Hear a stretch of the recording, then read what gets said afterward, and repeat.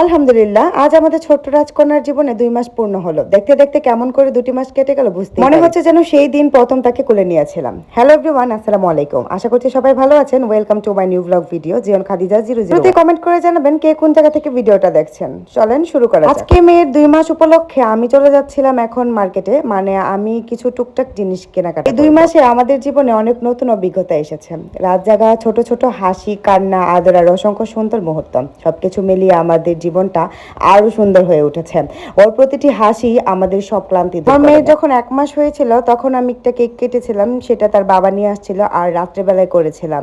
আর এখন ভাবলাম যে মেয়ে যখনই ঘুমাবে টুস করে আমি তার ছবি তুলে ফেলবো। তার জন্যই আমি সকাল সকাল চলে যাচ্ছিলাম একা একা, আর সাথে যাওয়ার মতো কাউকেই পাই নাই, তাই ভাবলাম যে একাই যেতে হবে। ফার্স্টে আমি গিয়েছিলাম সুগন্ধায়, বাট সুগন্ধায় 1 পিস কেকই ছিল।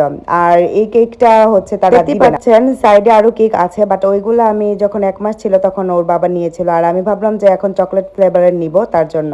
তো যাই হোক, এখানে আর পাই নাই, তো ভাবলাম যে সামনে থেকে নিব। তারপর ভাবলাম যে আমার মেয়ের জন্য একটা ব্যান্ড কেনা দরকার, এখান থেকে আমি আমি কেকের দোকান আবার পেয়ে গেলাম, এখান থেকে আমি একটা কেক নিয়ে নিয়েছি। তারপর এখানে ভাবলাম যে আমি একটা মোমবাতি কিনে নিব তো, আর কোন কালারটা নিব আসলে ড্রেসের সাথে কালার মিলতেছিল না, এখানে পাচ্ছিলাম না। তারপর যেটা পেয়েছি সেটা নিয়ে সবসময় সবকিছু খুঁজলে পাওয়া যায় না, এই চকলেট কেকটাও আমি অনেক কষ্ট করে খুঁজে পেয়েছি।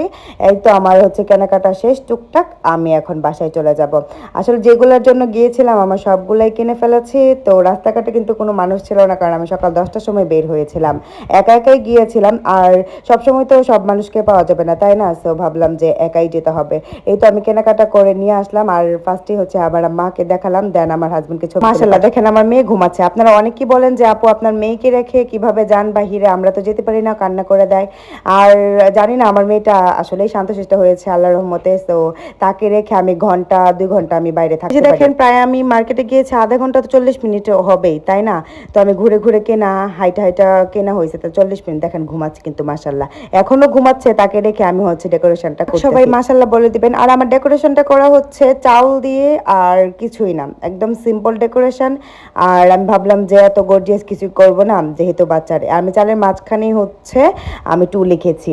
আর আমি একটা কালো কাপড় নিয়েছি যেন ভালো করে দেখা যায়। আপনারা যে কোনো কাপড় নিতে পারেন নিচে, আর যদি ভালো লাগে থাকে এভাবে আপনারা বাচ্চাদের জন্য ডেকোরেশন করতে পারেন। কেমন হয়েছে ডেকোরেশনটা অবশ্যই কমেন্ট করে জানাবেন। যদি ভালো লাগে থাকে আপনি আপনার বাচ্চার জন্য করতে পারেন। এই তো আমার বাচ্চাকে নিয়ে আসলাম। আসলে জাগা অবস্থায় বাচ্চাদের ছবি তোলা কি যে মুশকিল, যা বলার বাইরে। যাক, তারপরেও খুব সুন্দর সুন্দর ছবি তুলেছি মাশাআল্লাহ। কিন্তু মেয়ের 1 মাসের সময় আমরা রাত্রে করেছিলাম, তেমন ভাবে কোনো ছবি তোলা হয় নাই। আর ভাবলাম যেহেতু আজকে দিনের বেলা করতেছি, তার জন্য আমরা ভাবলাম যে একটা কাপড় ড্রেস অর্ডার করি, দেন আমি এটা পরে ফেলে।